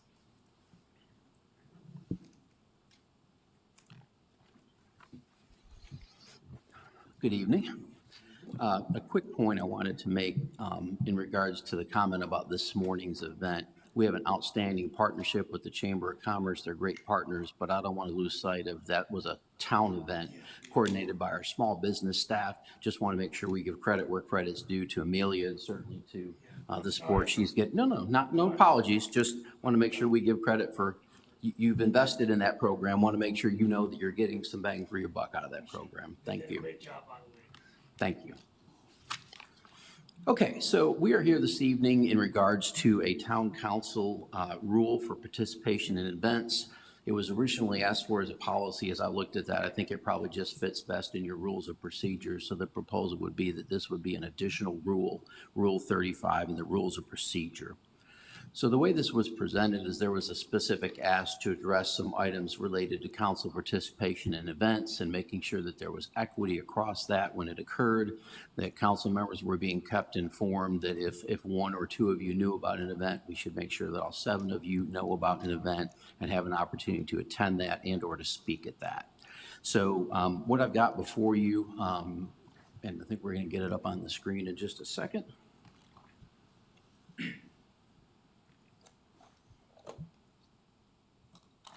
Thank you. Okay. So what I've done is sort of laid out some headers in this. So the first is just what is the purpose of this rule, what it applies to, speaking to invitations to events and speaking opportunities, coordination for both town and chamber events, not to speak for them, but because we have a services agreement and a partnership, we consistently work with them for appearances. Again, a section on equity and visibility at events, and then there's a category for what staff will be expected to do, and then respectfully what we're recommending that council members would be responsible for. So as we go through this, I don't know that I'm going to read every word to unless you would like me to do that. I think we can hit highlights, and then I can certainly answer questions as we go or at the end. So the opening section A just really speaks to the purpose of this. Again, sort of hit on those highlights already. It applies to town events, to chamber events, and then to private events as much as we can support that. When we know about it, we can certainly share that with you if it's an invitation to a council member as opposed to someone as a resident that just knows people. And again, any private event where staff is being recognized, we certainly want to share that with you. And anywhere else that you typically apply to. Sorry, I've got it, Mayor. I just wasn't paying attention myself. So when you get into section C, invitations, again, want to make sure that everyone is invited to an event that one council member is invited to. So we will certainly do that myself and well, I say myself, primarily Kayla, but out of the clerk's office. And then we'll also work with the chamber staff. We'll try to give you at least 10 days notice when we have it ahead of an event. And we'll certainly get you, date, time, location, the information you need to know so you can be there. So speaking opportunities, roles shall be shared among council members in a fair and rotating manner. You can certainly see specific rules related to proclamations. You all worked through that process with us, I guess, last fall to make updates to Rule 25. So we've been through that. And this acknowledges that the mayor shall generally speak first where multiple council members are speaking unless other arrangements are made in advance. In the absence of the mayor pro tem or another council member will speak first, again, decided by the council members that are present. And if multiple council members are present, remarks shall be coordinated to ensure all participating members are acknowledged. Councilmember Rabati. Number 3, I think that doesn't really make it clear that in the absence of the mayor pro tem would speak if the mayor pro tem is present. And I think that should be the default. If the mayor's not there, it should be the mayor pro tem. And then if neither one of them is there, the rest of us just fight it out.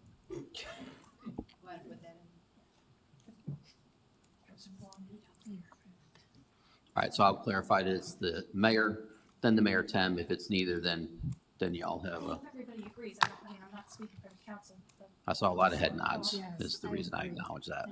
It's all in the commas. And then after that, it's rock, paper, scissors. Yeah. Thank you.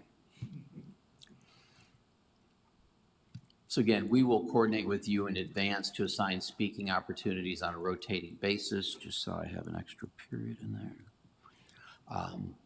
And again, if a council member is not assigned in advance, it's up to the council members to determine who will speak if no one is signed up.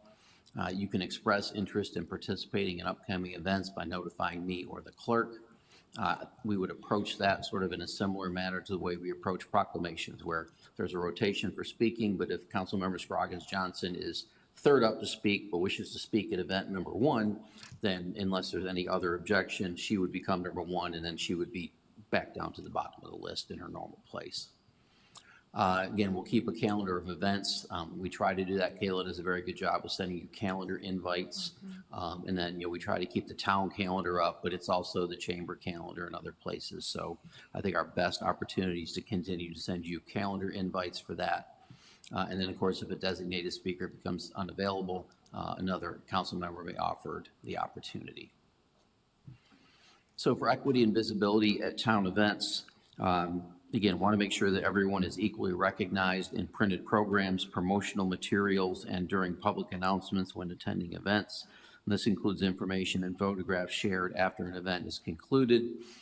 So have worked with Erin and her staff, and so they've made a commitment to making sure that if you are an event, that we capture everyone at the event in photos so that there's fair representation there and recognition of attendance. Town staff and council members present shall ensure that no council member is excluded.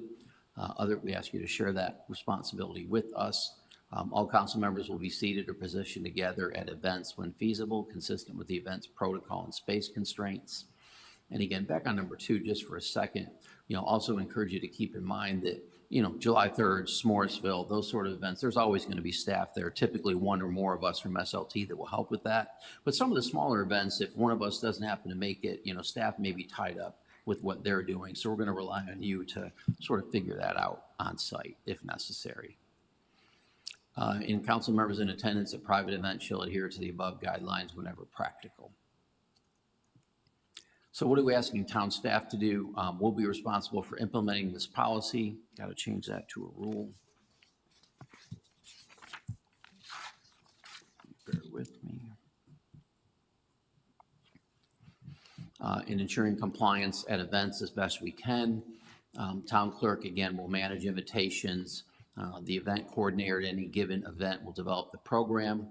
And as long as we have input into that program, we'll seek recognition for council collectively, and communications staff will coordinate with organizers to include council members in event promotion and programs whenever appropriate or possible.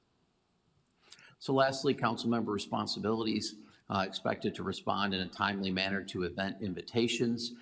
Their response shall be to the person who sent the invite. Council members shall work collaboratively to ensure fair participation at events. Council members shall follow the event program as implemented by staff and avoid attempts to alter the program.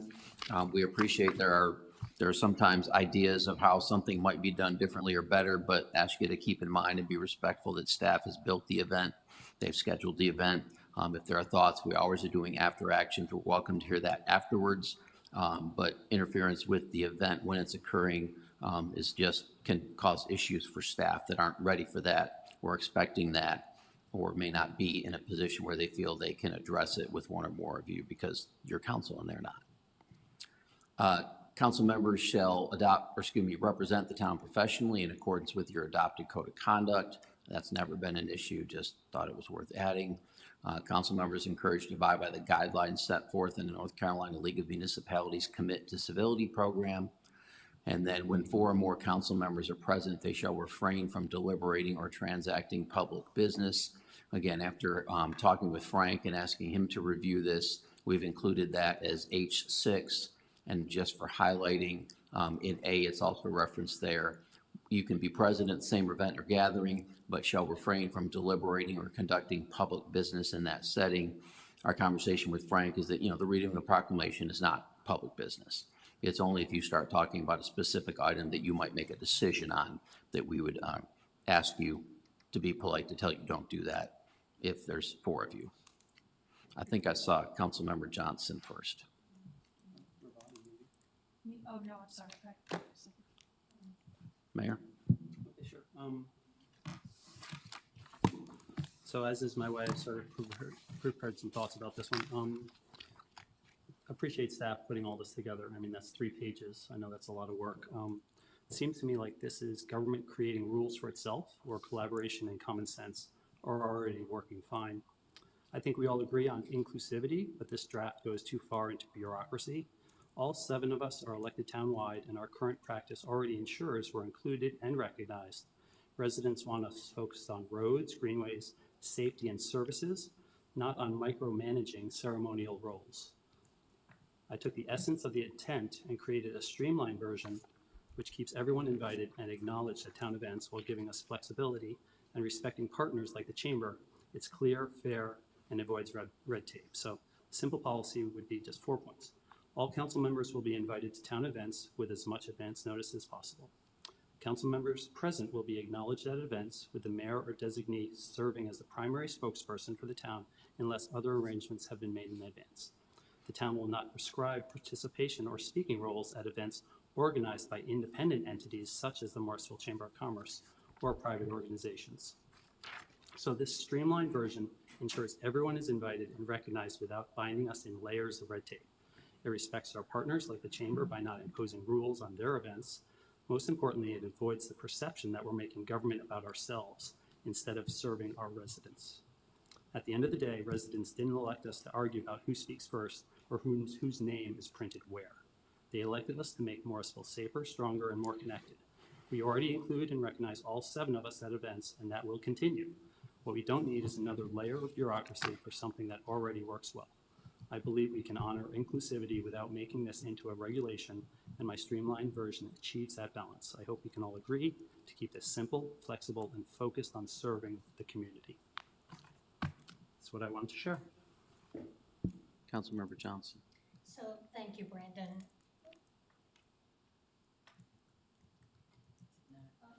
It's not turning red. I can give you this one. Thank you. Thank you, Brandon. I was the one that asked for this during a roundtable, and I got unanimous support. So thank you for working on this, and I do think it's necessary and important. It is not working correctly now, so unfortunately, we do need to spell out some of what's in here. Not what I would have preferred, but it unfortunately is what we need, what this council needs and what this town needs.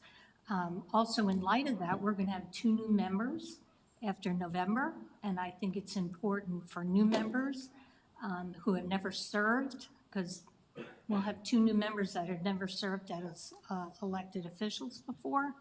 I think it would really be helpful for them as well.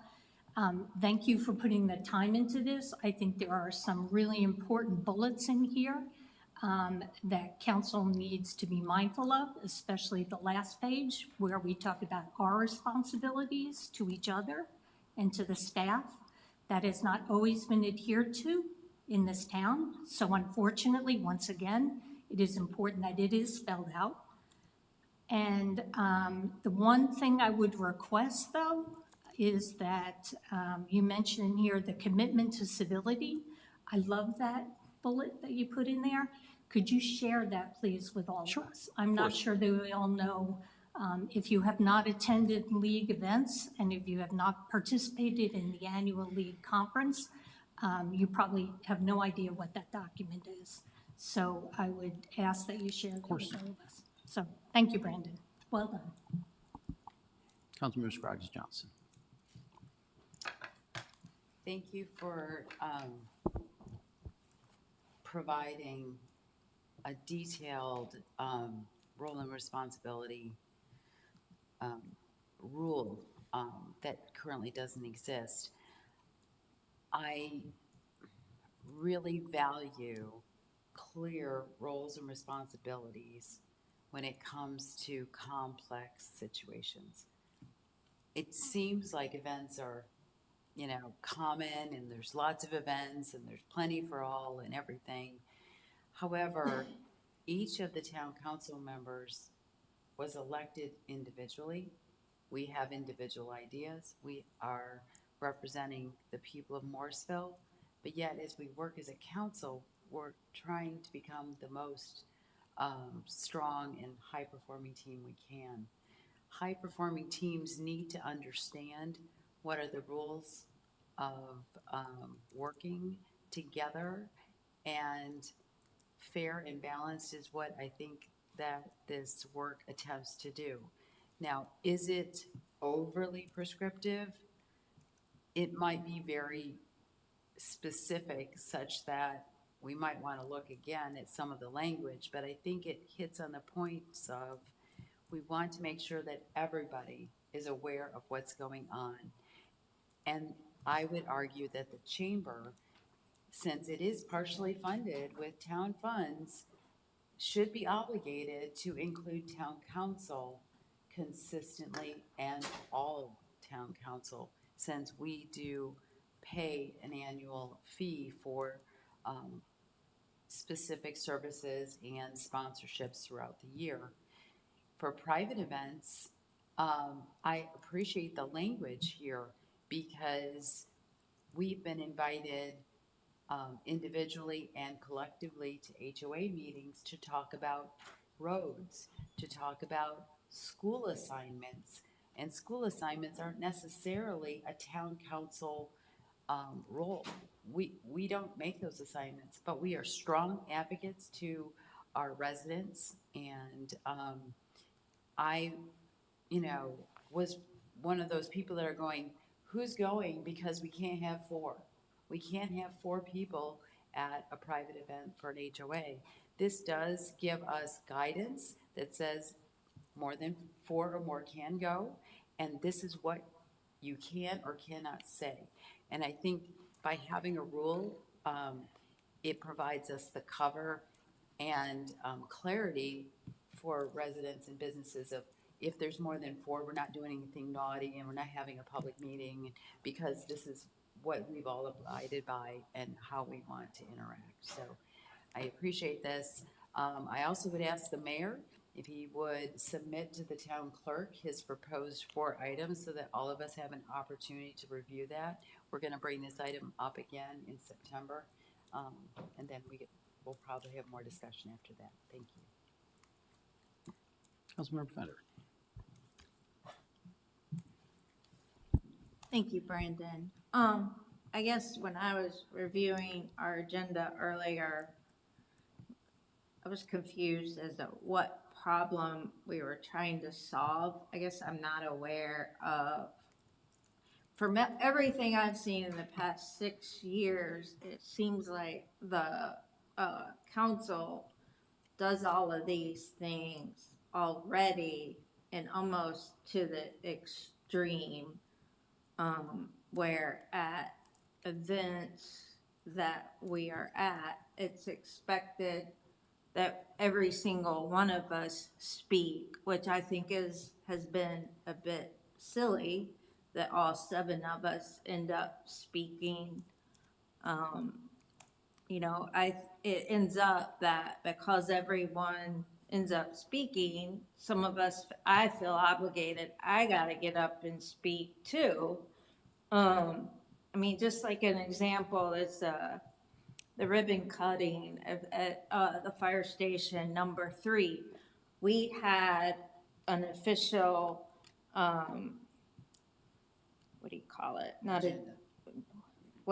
program, and it had listed the speakers on the program, but then, and we had a Wake County Commissioner, and I can't remember who else.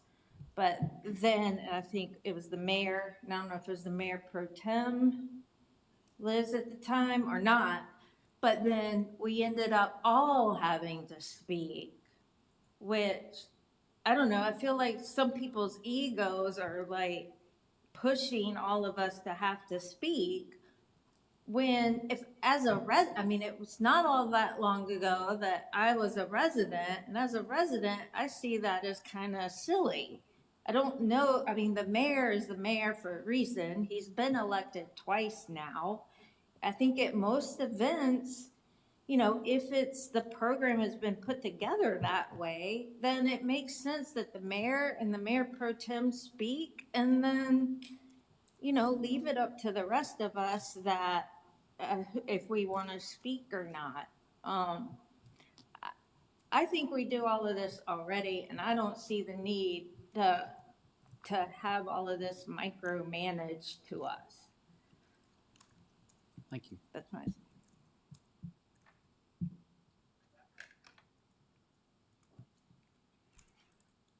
Anyone else? Okay, so it sounds like we will get the mayor's points through Kayla. We'll get that out to you for consideration. I don't believe I heard any specific request to change any language in this. Just one from Ann. I'm sorry, I made that point, yes. I'm sorry, I got that. Other than that, thank you for that correction. Yes, I made that correction in here, so we'll correct that. There's a typo, we'll get that back out to you as well. Mayor? And there's not consensus, but it was actually 3 points. I misspoke. My streamline is just 3 points, so I support that rather than 3 pages of that.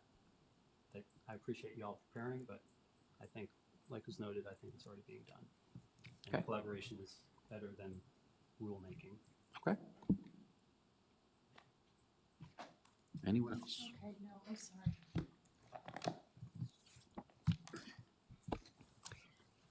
So I think that it's all very well to say that it's being done, but the fact is, we would not have this item and we would not have the roundtable item that created it if everyone on the council felt that it was being done.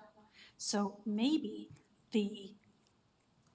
I'm not a fan of rulemaking for the sake of rulemaking, but maybe the option of honest conversation about what's going wrong would be the move here, rather than, I agree with Donna. I think a lot of times, like, TJ gets up and says it, then Satish says it, then Vicky says it, then Liz says it, then Steve says it, and by the time it's my turn, I'm like, there is nothing new to say on this topic. And I'm not that, I am not a super comfortable public speaker anyway. I don't want to speak at everything, which I realize that there are people that do want to speak at everything. And I don't think it's about ego. I think it's about showing the residents that you care about the event, which is why I swallow 2 anxiety pills and get up there too.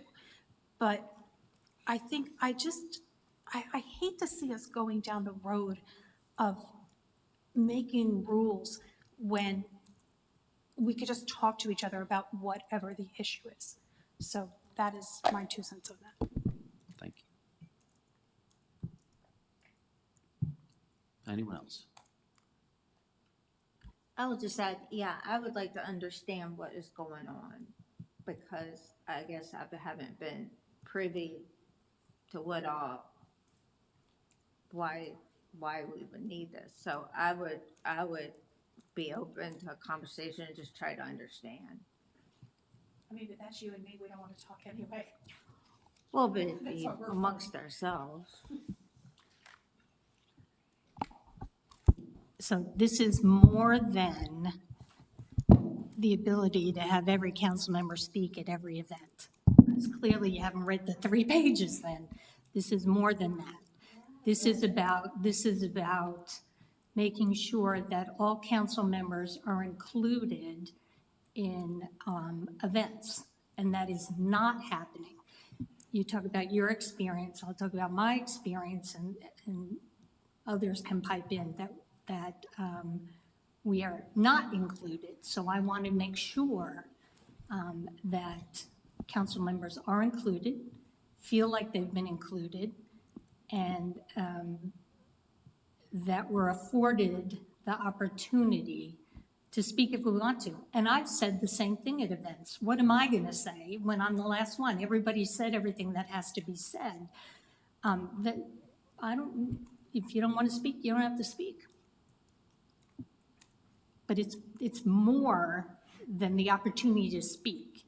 It's the opportunity that we're all included, and I really believe the last page is incredibly important about what council members' responsibilities are, because I have heard repeatedly for years, and currently too, that council members, and I've witnessed it myself, have tried to alter programming. And that is not fair to our staff that puts in a lot of time and effort to craft a program, an agenda, and then to have it hijacked. And that just happened recently. Mayor, you did that. You did it to our senior staff at an event, and you hijacked the program, and they could not get the mic back. And I think it's disrespectful to our staff, and that we need to be, whether we're cognizant or not, I think this particular page is really important, and that we should read it and adhere to it. Yes, sir. If you ever have an issue with any of my actions, please talk to me. That's why I'm here. So I did, and I asked you to give the mic back to our staff.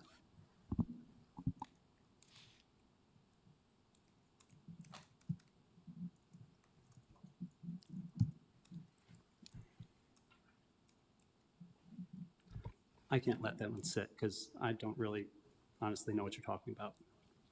Was it before the proclamation? Want to introduce Steve? I just can't let that stand like that. Okay, we can talk about this again if you'd like. It was at the programming where our senior center staff was holding a bingo game out in Morrisville Community Park. This is not the first time, by the way. Oh, that. And Okay. you took the mic away, and they wanted to continue, and they wanted the mic back, and you would not give them the mic back, and you continued to pull the bingo game. And so they were, I think it was disrespectful to them. They didn't know what to do. And I came up to you again and asked you to please give them the mic back. And eventually you did because they took a break. That's one example. That's only one example. Okay, well, thank you for sharing your perspective on that. I discussed it with the town manager, and I think you have a misperception. So I can just leave it like that, so that's fine. Or No, we can keep let's on not going. leave it like Okay. that, because now you're bringing in my judgment into play. That is exactly what happened, and our staff was very uncomfortable. And so I think that this idea that council members should not attempt to alter a program that our staff puts on is incredibly important. It's disrespectful to them, it's degrading to them, and we should not be doing it, not any of us. And honestly, I've never seen anybody else do it. You are the only one. I have seen you do it several times. And unfortunately, laws and rules are put into place because people don't adhere to common decency and practice. And so now we have to have a rule in place to spell out exactly how everyone should participate and how everyone should act. And it's unfortunate, like I said, but I think it's important. Once again, thank you for sharing your perspective. Had a discussion with the town manager. I took that feedback, so it wasn't going to happen again, but that's fine. I understand. Sorry if that puts you in an uncomfortable position, sir. Not at all. Okay. Are we ready to move on? No. Because this is so much fun. Okay, so thank you very much for bringing that forward. Yes, We'll come sir. forward again at our next meeting. We appreciate that. I have a to-do, which is to I will send to the town clerk what I read, so everyone can see that at their leisure. And now we are going to be going into closed session. We're going to be going to closed session before we take this break. Mayor Colley, before you all go into closed session, is there consensus to talk about the PZB item? That's right, I apologize.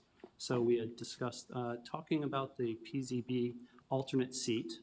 Will you help us facilitate this a little bit? So I think Councilmember Scott Johnson gave a really good summary earlier.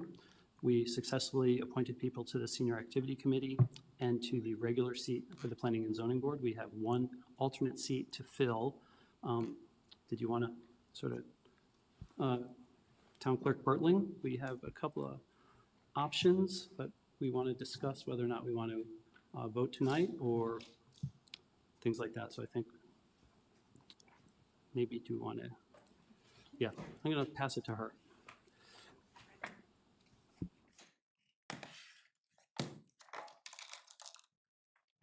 All right, council, good evening. As you all already discussed earlier, there are several options that you could take. My suggestion to you would be, before we get to whether you're going to vote tonight or whether you're going to vote offline, is decide who you're going to vote on. Are you going to vote on the full list that has been presented to you? Are you going to vote on the 3 candidates who receive votes, or only the top 2 candidates? So that would be my first suggestion, is you decide on that, and then we can decide, okay, how are we going to actually vote? Councilmember Johnson. Okay, so I would ask that we keep the 3 that received any kind of votes still in the mix. Do we have head nods for that? I concur. agree. I want 3 and 3. I still haven't made my decision yet. I'm not ready to vote tonight. Okay. I lean toward just having 2, so we have a clean vote, but I understand. Okay, I think I'm seeing consensus for 3. Okay, so now the decision of whether you want to vote tonight or over the next week. If you want to vote offline, I would recommend voting, having this weekend, but having ballots due back on Tuesday of next week. That way we can get this turned around for adoption on the September 9th meeting. If you'd like to vote tonight, I have ballots ready, but we can also send a ballot first thing tomorrow morning electronically. Do you have a timing preference, Kayla? Like, is there any recommendation? Are you leaning one way or the other? What would be easier for you? It's really up to you. Either way works for me. I have the ballots here tonight. I can also send it tomorrow. I would ask if we send it tomorrow that you all do get it back to me by Tuesday, though, so we can get this moving. Electronic for me. I'm fine with that. What would be the plan if it's another split vote? That is ultimately up to you all. You'll have to keep deciding amongst yourself how you want to move forward. Okay.